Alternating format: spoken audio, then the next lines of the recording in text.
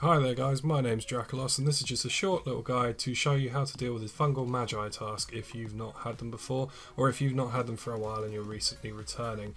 In this guide we're just going to go over the requirements, their weaknesses, their important loot and how to get to them. So as you can see on the info card on the screen right now, the only requirement to kill them as a Slayer task is 50 magic. You can kill them independently of a Slayer task if you have less than 50 magic, but you will not be assigned them as a Slayer task until you hit level 50 magic. Their weakness is specifically air spells. This makes them incredibly cheap to kill as you can just use an air battle staff or mystic air staff for free spell casts.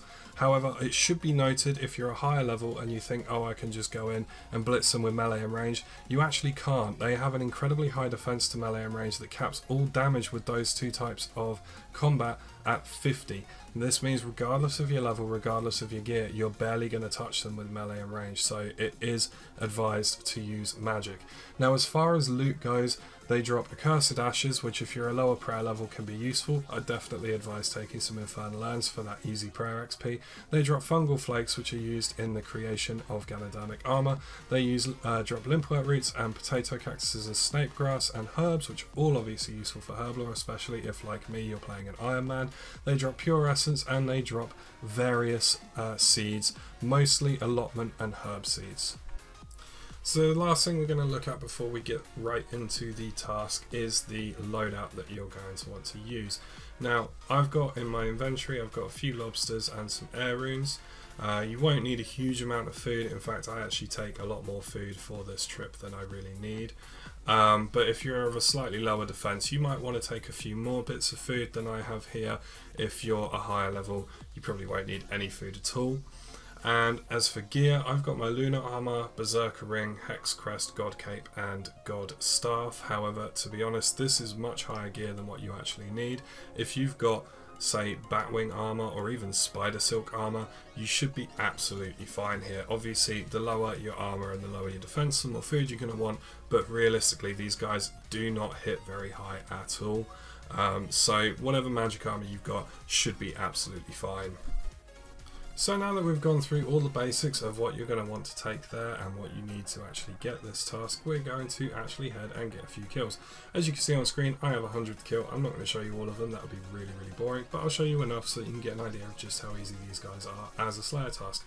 First though, we're going to get there. So as you can see on screen right now, I'm running northeast out of Al Kharid. Once you get out of Al Kharid, you want to head north past the Jewel Arena, past the Fire Rune Crafting Altar, and then head east as if you were going to the Mage Training Arena. However, when you get there, don't go into the Mage Training Arena itself, go through the gate that's just on the eastern side of it, follow the path round and into the cave entrance at the end of the path. So now we're in the cave. One thing I will note very quickly is that NPC just to my right there, he will actually store fungal flakes for you so that you don't have to store them in your bank, and he also sells the base armor that you attach the fungal flakes to turn it into Ganodermic. Now my personal preference for where to kill the fungal mages is by going down one level as I have done just now, even though they are present on that top level, and coming to this platform just 2 platforms to the north from where you come down to. This is because there's about 4 or 5 that spawn around here, and there are no other creatures that wander onto this platform or spawn on this platform, meaning you can safely use your AoE abilities to take out multiple fungal magi in one go without worrying about catching the attention of the infested axes or any of the other creatures that happen to be around here. Now it's important to note at this point, while you do hit them from a distance, and as you can see, I'm killing them very quickly, although it's important to note, obviously I have tier 60 magic here and I have around 75 magic at time of recording.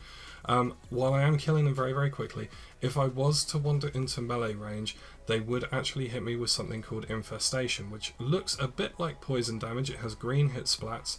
However, unlike poison damage, it doesn't stay with you as soon as you're out of melee range. It stops affecting you. This hits very little, but very frequently, and it stacks up quite quickly.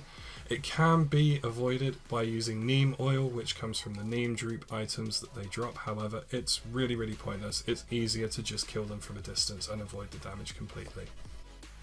So now that you've seen just how easy these guys are to kill for your Slayer task, we're just going to jump right to the end of my task. I'm going to get the last couple of kills and then we're going to have a look at the loot that I got over my task. Now I will say, I don't normally make too much of an effort to loot these guys. I normally try and blitz them down as quickly as possible. However, for the sake of the video, I did bother to loot them this time. As you can see, we got a couple of grimy herbs, we got a couple of limpwort roots, we got quite a few potato cacti, around 68, we got quite a few fungal flakes, some polypore spores, some pure essence and some snake grass. I believe we got around 125 pure essence and about 40 odd snake grass. Now if you're not on Iron Man, these aren't all particularly useful. You will make a little bit of money from the fungal flakes and the potato cacti, but apart from that you won't make a huge amount. However, for Iron Man, there is very useful task for some herb lore ingredients, so I really recommend actually doing these and not skipping them because they're so quick and easy to do. So with all that said and done, thank you for watching the video. Hopefully this has helped you if you are on a Fungal Mage task and you weren't 100% sure what to do. If it has helped you, then feel free to comment below, like, subscribe, all the usual stuff, and I'll see you in the next one.